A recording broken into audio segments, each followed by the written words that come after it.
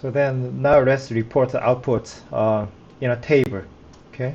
So then whenever you try to show something or output from the run on the command window, then you are going to use this command, disp, display, disp here, and okay, quotation mark, let's say beta head, standard error, and t values, and quotation here, disp, say beta head. You should have this bracket, right? Beta head, se, and t values. Right. So what's the dimension of beta head? Beta head is 2 by 1, 2 by 1, that's 2 by 1. All these vectors have the same number of the rows. That's why it's possible to connect these vectors and create one matrix. So right here. Okay. And just for a better looking, let me put 9 here. Quotation. This is just cosmetic. disp.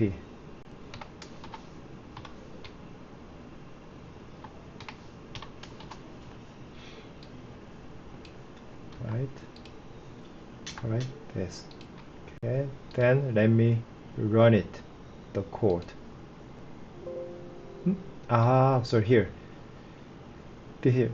t value, say this is undefined functional variable, which means there must be typo, right? What's the typo? Here is t values, and here is t value. So I have to put s, or you have to delete s here. So then, so I correct it by putting s here. Run this code again. Then you have very beautiful table here. Okay, right. The estimate is 1.7, 1.98. These are very close to true values, and t values are very high, right? Okay. Again, running again, and running again, right? Okay. So then, just for practice, let's try with 3 independent variables, right? So then let me put one more true values. We need one more true value for the coefficient. It must be true beta 3. Let me say 4. Its true value is 4. And now the vector of the true beta must be 3 by 1. Semicolon true beta 3. Right? And nothing to change in this line. No need to change the number of observations. X1 is fixed at once. X2 is here. Now we need X3. X3, let's say 5 times rand cap t comma 1. Right? And then now the matrix of the covariance must be cap t by 3. So then X3. Okay. By 3. Oh, here true value, true beta must be 3 by 1. That's right. Is there anything to change in this line? I don't think so. Right. What about this? Nothing to change. What about E hat? Nothing to change. What about in this line here? Yes, there's one thing to change. Right now it must be cap t by 3. Why? Because we have 3 covariance, 3 independent variables, right? So then what about this? No, nothing to change here. Yes, so this is a 3 by 1. 3 by 1, t value must be 3 by 1. Right, let's try this again. Yes, it runs very correctly, right? No errors, right? Okay. So what if we don't put 10, just 1? Just to show you clearly, let me put 0.1, very small number here, small number, and let me run it.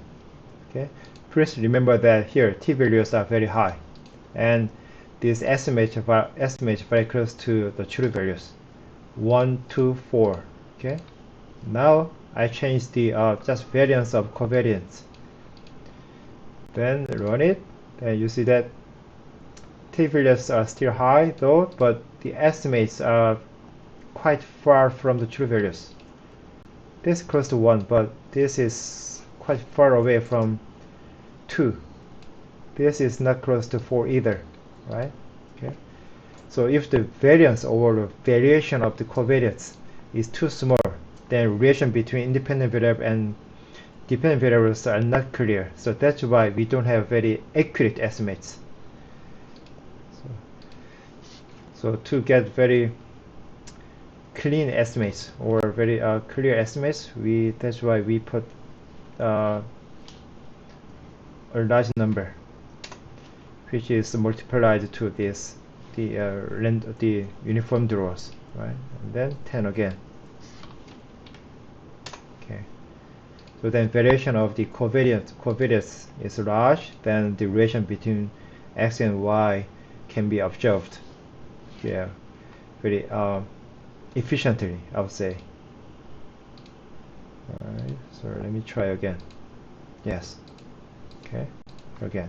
So once you have this RNG number, and then if you multiply 10 here, and then you have the 100 observations, and you have the same true values as mine, then you will have the same estimates, standard errors, and t-values, right? Okay. Yes, please try with 4 independent variables, which is the first MATLAB assignment.